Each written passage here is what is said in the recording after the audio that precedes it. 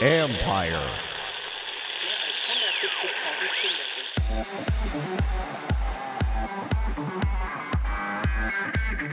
When football seasons get longer, training for it must also adjust. 2 weeks out from wherever you're tapering into, you can't become more fitter. We can't make a guy fitter in 2 weeks. Can't make him faster in 2 weeks.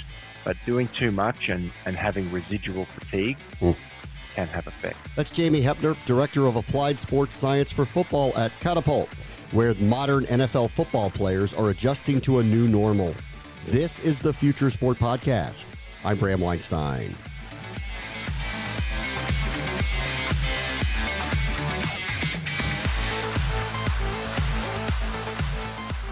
There's been a movement in high-level athletics that has a broad definition.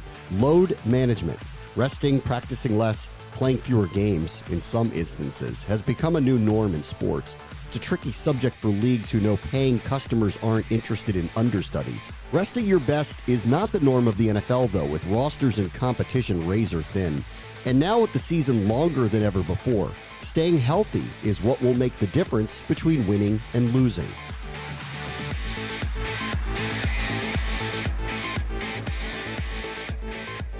Our guest this week is Jamie Hepner. He's the Director of Applied Sports Science for Football at Catapult, which these days is helping the NFL, their teams, and their players leverage player performance.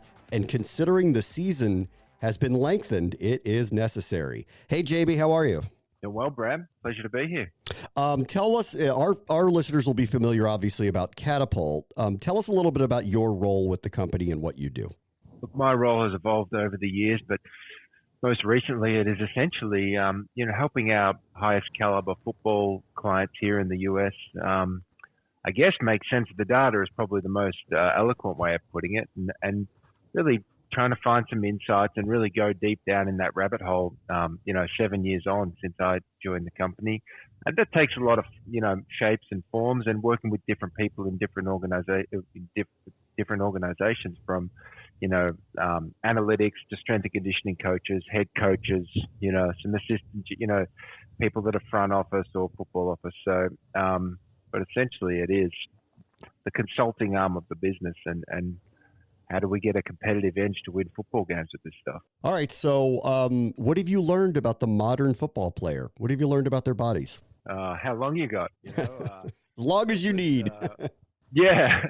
I mean, I moved to the States 7 years ago, and I thought I knew what I was, gonna, see. And it has been just a learning curve, that whole piece. I guess there's been a certain way of doing things for a long time in the NFL, and there is a real competitive advantage that I've seen teams find the balance between the hard-nosed, old-school approach of building capacity, work, callousing guys, and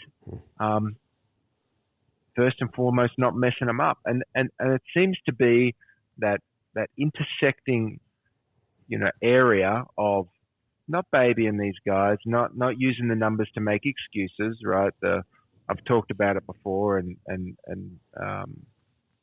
the Tomlin way, the standard is the standard. Having a certain aspect of using numbers to say this is what is required to win football games physically.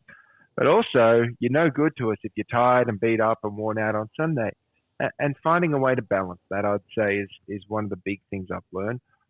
What have I learned about the athletes involved? My time, working firsthand with a few has been, they are incredible, best in the world. And I've seen some from around the world. And, the amount of, they're fast and explosive in those pieces, of course. I can't believe how much they can tolerate. I think what I thought coming in was these guys are quick sprinters and great, but, soccer and football players back in Australia, they do the volume. I mean, anecdotally, look, in the NFL, they seem to run further in a week of practice than we did back home in the AFL, which would have shocked me 10 years ago to think it. It wasn't the face value. So just world-class talented athletes, just God-given, many of them, who can tolerate the load. And I think, where I've seen competitive advantage has not been of I'm going to make a guy fit or make a guy, whatever. They're good without you. How do you identify some of the real, like, game-winning double down on, maybe for an outside small receiver, it is, true speed capacity because he's already quick. Saying you can make a quick guy quicker, is probably, some ego speaking as a coach, but also making a guy 2% quicker, it's probably not going to help because route choice and scheme is going to dictate so much of whether he catches it. Making him be able to run 45, passing plays in an offensive, Sunday, probably has more to do with, his ability, empowering him to use the talents and traits he already has is probably a good approach. So I'd say just unbelievably shocked and impressed at how good these guys are. I mean, I think a lot has changed here.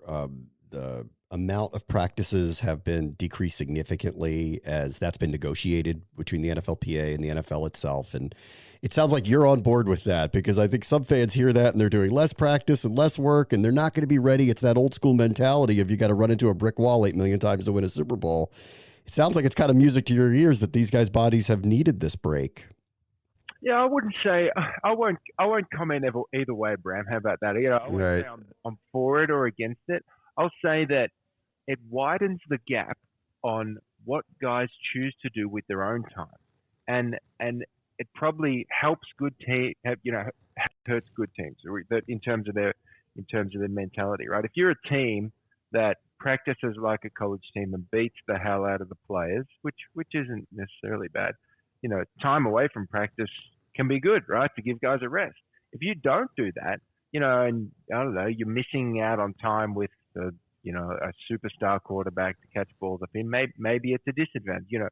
There's no, I'd say, necessarily true rule, but I will say that, and we've seen this from just interaction with individual players, that it puts more of an onus on the player to do something quality because he has control now of his time away from the team. So if he does poor, practice on his own account or conditioning or has a bad personal coach, because they all have personal coaches, then we can see some diminishing returns and by extension and that competitive advantage for guys that do it well. So it's probably enhanced the market or the area that is conditioning away, and COVID really exemplified that with not having OTAs last year. And so we've seen more and more players, reach out and say, we use this at a team, Catapult, we use my coach uses your insights, video, wearable devices, sports science consulting. We have less time at the team now. How do I get it for me? Yeah. I got money, I got time, I got my own personal set of coaches. How do I get set up? And 3 or 4 years ago, we never had any. And now we're seeing a significant number of NFL players reach out and say, let's get set up. Can you talk about the process of gathering the data, getting this information, communicating it back to whether that's the coach, the trainer, the team, or the player in this case, and how to educate them on how to train properly by using all of this data? Well, it takes many forms, so it's kind of hard to put a blanket on that. I'll give you some scenarios though. It really depends on, once again, kind of need. If a guy has a really great staff around him in his personal sense, and he's got a team that he plays for that he trusts, it really is going to be preparing for camp, right? Like camp's going to be backwards here. Camp's going to be here.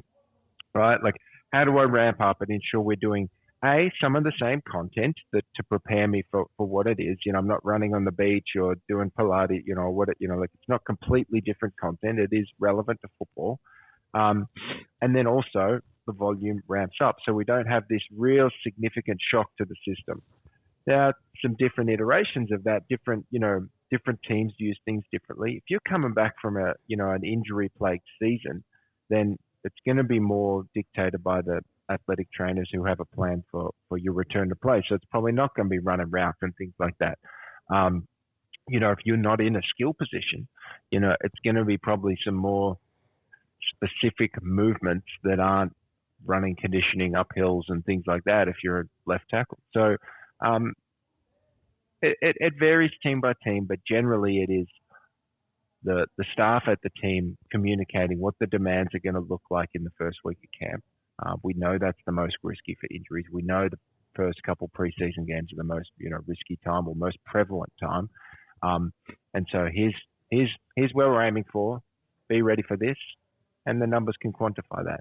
Now, some common pieces are total volume, right? Like how many yards do we expect you to run in the first few practices?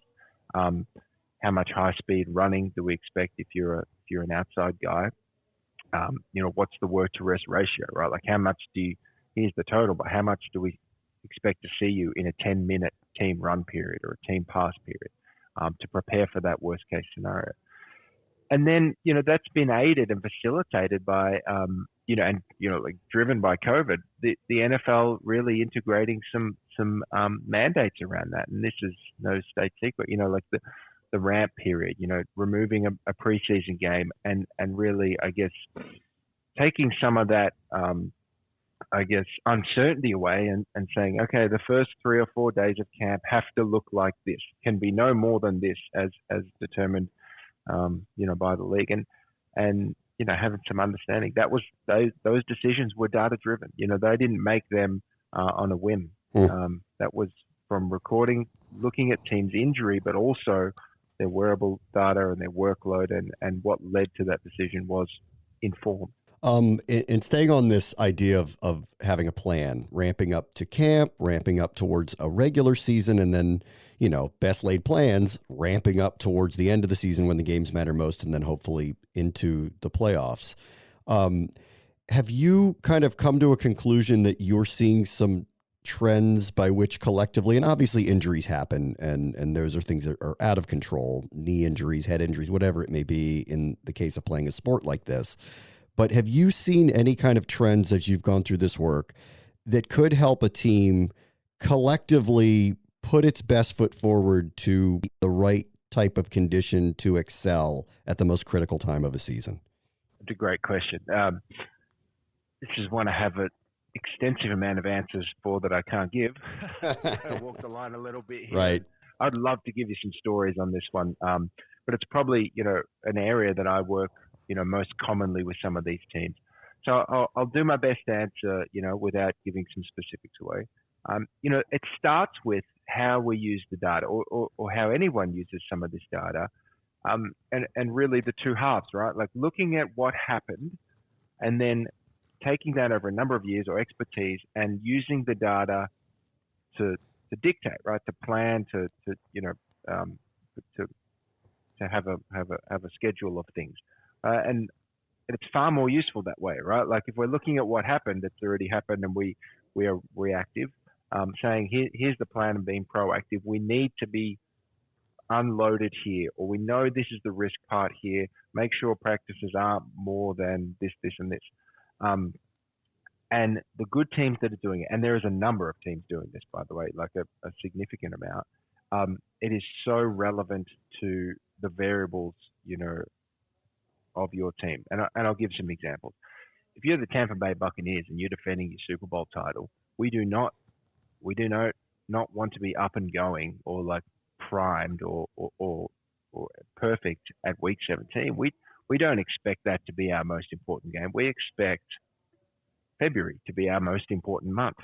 Now, if you're without diminishing anyone, if you're the Detroit Lions. Oh, be careful. Be careful who you pick. Go ahead. I mean, that's right. I was thinking very careful. And I say that with the utmost of respect. I've just recently moved to Michigan, so I'm a resident of Michigan. Love for the Lions, right? But our goal and expectation, if we can win our division or even get a wild card this year, let's see what can happen, right? Like that's our, I guess, not goal, but being realistic, reality. And so week 17 is important. We want to win as many regular season games as possible. If you're the Bucs, you got the best team, best stacked team.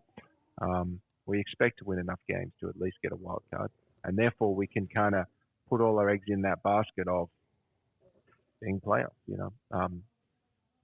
So it's hard to chase them. these good teams. And you put Kansas City, or probably the Rams, now these sorts of teams. So how you plan or what you're shooting for is big. And my approach to that generally, or a lot of other teams as well, is the pro forma of an Olympic taper, right? Like if you run 100 meters in the Olympics, there's a pretty clear model of, it's well documented research and things like that, doing your volume early and not doing all your work in that period. Understanding that 2 weeks out from wherever you're tapering into, you can't become more fitter. We can't make a guy fitter in 2 weeks. Can't make him faster in 2 weeks. But doing too much and having residual fatigue can have effect. So, doing that work early and coming down is a pretty good approach. But, the nuances that come into that, some examples, Monday night games, Thursday night games, and bye weeks are real considerations of not only like, how do we set that up and manage that from a workload standpoint so we play well there? Yeah. But the implication, following that, you could have a bye week, regular week, and a Monday night game in 3 weeks, and they could all be, significant travel weeks potentially, right? How do you manage that? Yeah. What does your team need to perform well there, but then also not be beaten up because of it? Not spend all your tokens. Since you mentioned the Thursday game, and I know this is a dangerous question, I don't want to get you in trouble with the league, but how do you think about that, the turnaround that everybody has to go through at some point during the season where they play on a Sunday and then they play on a Thursday? What do I think about it? Well, I think about it. Ain't no sympathy, ain't no excuses in this league. Get it done, man. Get a win. Figure it out. Figure out a way to be better than the other team on that Thursday. So, bottom line there. But the toll on the body certainly has got to be different. Yeah. Oh, it is significantly. But we're not going to sit here and complain that we have a Thursday night game on national TV and that it's whatever. Shit, man, that pays the bills. And a win is all that matters. So I'll never be critical or positive, negative about the fact that we do it. I will say that I've seen a number of teams, years gone by, that we've sat down there and said, what are we going to do for this Thursday week? It's a short week and we've got to travel away to the West Coast, whatever the conversation is. And we've put something in place and we've looked better because it was a Thursday night short week, because we our own way, right? We did the minimum, like meat and potato stuff that week. And I've seen teams be better on a Thursday night game short week than they were if they were, on a Sunday. And not anecdotally, I'm saying numbers to prove it. Look at the numbers. Like we smoked this team, whether it was defense or offense or, whatever. So it's not a hard line. We're going to be worse off from this. You just have to put the right things in to make sure you're better. There's the teams that sit around and I guess, say, well, this is a problem. We lost because it was on Thursday. And I guess there's teams that make something happen. And I think that's true for many people inside and outside. Yeah. Right. Like this is a challenging situation that we're in. Okay. How are we going to make it positive? Tell me about the addition of a 17th game and how teams and you all are looking at the extension of the regular season and how teams are kind of thinking through getting through it healthy and getting through that with peak performance. Probably a similar conversation, isn't it? It's like, like it is an extra game. I think the way it was done was brilliant, by the league. There was yes, there's a game at it, but haven't seen some of the media releases and whatnot.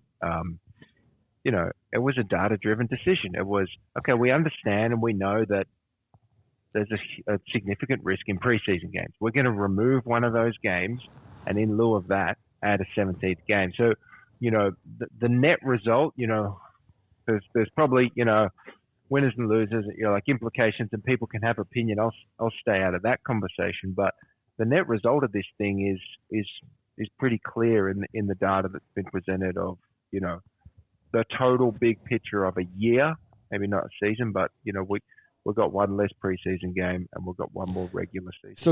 So teams aren't thinking about this differently in terms of what we were talking about before, where they're setting up a plan for how they can collectively get their teams to peak. Are they thinking about this differently? Because I mean, you and I both know that a preseason game is not a regular season game. There's a lot less people. There's a lot more straight. You know what I mean.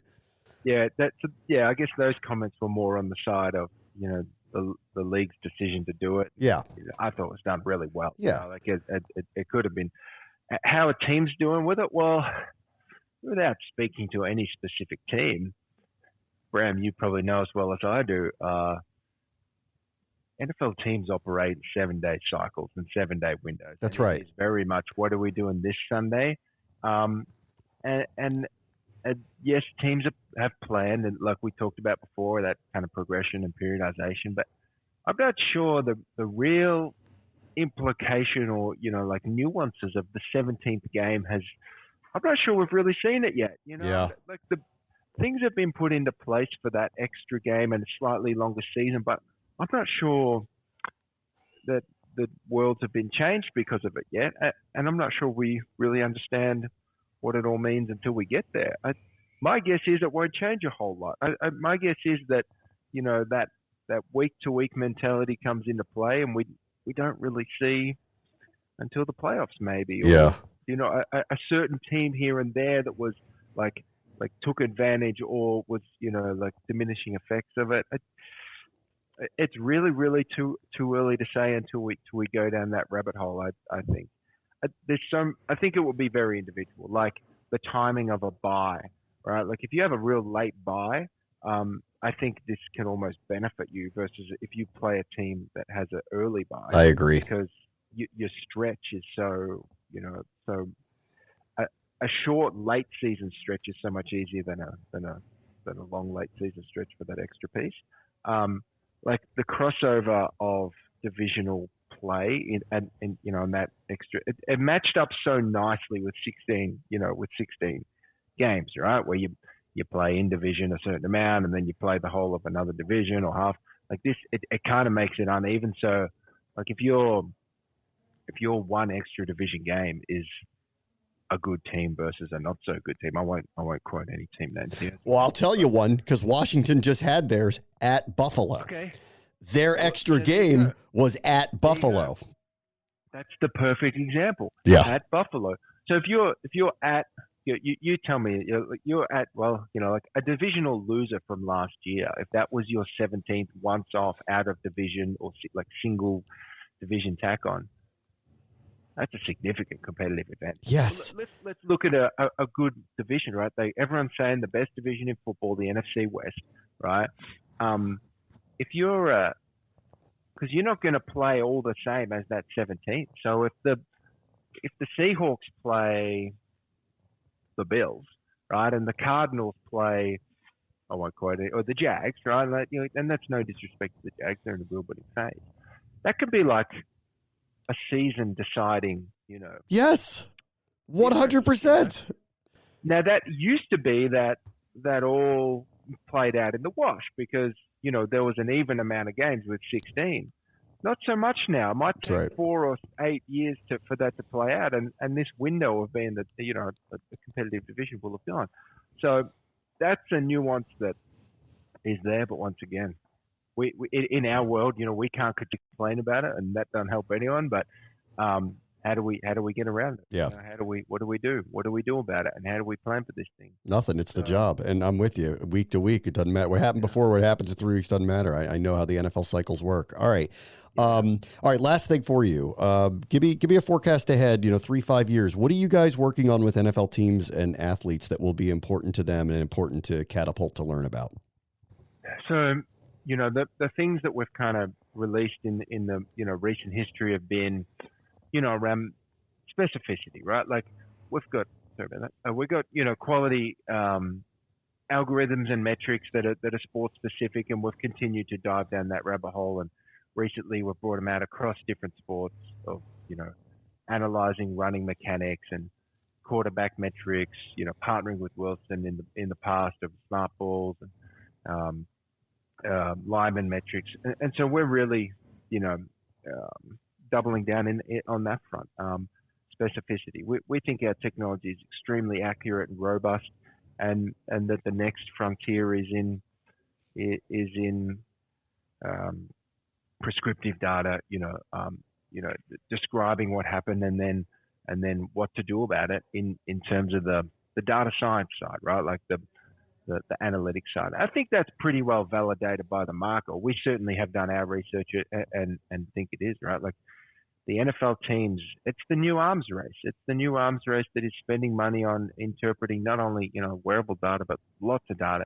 And more, we're seeing the results of some of that decision, like fourth down decisions to go for it or not. I mean, I love the moment with the Ravens and John Harbaugh going out to his quarterback and saying, "You want to go for this, Lamar?" You want to. I mean, listen, it doesn't take a lot of data to know giving the ball back to Pat Mahomes is a bad idea. No, but it makes you sleep at night making the decision easier, right? I agree. It's still an executive decision of that coach. And I love that. You like it when the math is on your side. You love it when the math is on your side. Exactly. He still made it, but that the Ravens, week in, week out before that, are saying yes or no. Right? That's right. It's telling you you're better off to make this call. So when you're standing there, you're saying, I'm going to make this call, but it's backed by these decisions. How many other aspects of our, winning culture, like football IQ decisions can we use data to empower? And that's the space I think we're really excited to be in. And in the next 3 to 5 years, you'll see it. The great thing is, and the reason that, you should use Catapult if you're an NFL team, is that I don't even know what they look like necessarily, right? And if I did, you wouldn't need us. You know what I mean? Like if your eyes could see it and you said, I really want to be able to make this thing better or whatever it is, or this decision, well, man, just make it. It's the pieces that we can't even, foreseeably know right now. And that's why it's so exciting. And having data to empower things that your eyes can't see. So I think that's the piece. And what does that look like? I think that's, big picture, when we see these 100 instances of, this in the wearable data or in the video data, right? When we see a team run man coverage all the time in practice and on game day, and that, dictates lots of high-speed running, what is the implication of that on physical performance? I mean, that's pulling something out of the sky, but the millions of things of, bringing multiple data sets together because, Catapult does more than just wearables and video. When we see this tactical piece from our video suite combined with this piece of our wearable suite, right, it means this outcome. And not just this time, the hundreds of times we've seen it across your history. You make the decision of what to do about it, but that's what we see. I think that's where the future is, and certainly that's where teams are trying to get to and where we aspire to be the world leader in. J.B. Hepner is the Director of Applied Sports Science for Football at Catapult. Thank you so much for joining us. Thanks, Bram. Pleasure. On the next Future Sport podcast, youth leagues are coming out of COVID.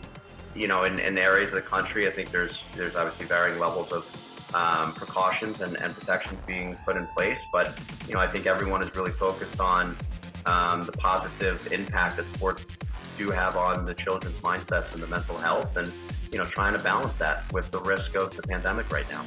That's Pete Franzales, CEO at TeamSnap, where the lessons of the pandemic may be that local mentorship and leadership matter more now than ever. That will do it for this episode. As always, the future is now. This is the Future Sport Podcast. I'm Bram Weinstein.